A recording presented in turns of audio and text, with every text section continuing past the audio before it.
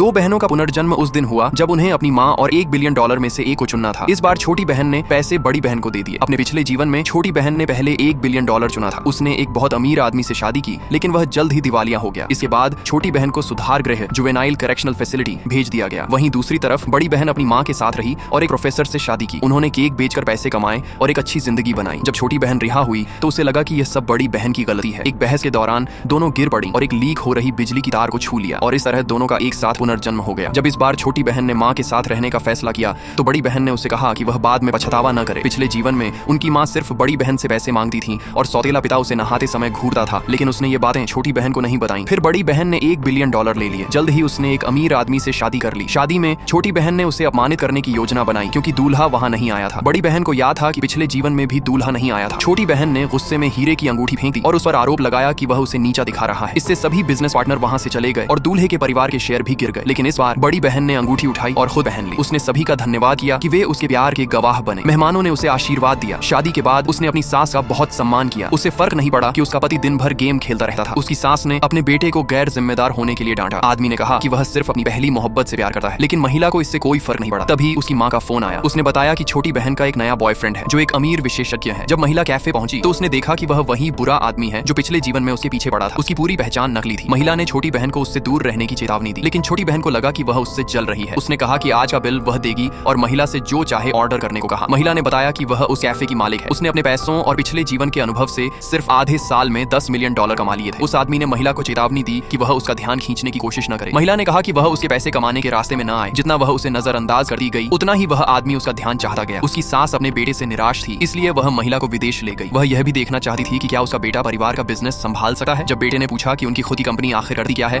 तो उसकी माँ पूरी तरह निराश हो गई। उसने अपनी बहू की मदद की और एक नई कंपनी शुरू करवाई। इस जीवन में महिला ने पूरी तरह अपनी किस्मत अपने हाथों में ले ली। नेक्स्ट पार्ट जानने के लिए चैनल को लाइक और सब्सक्राइब करें।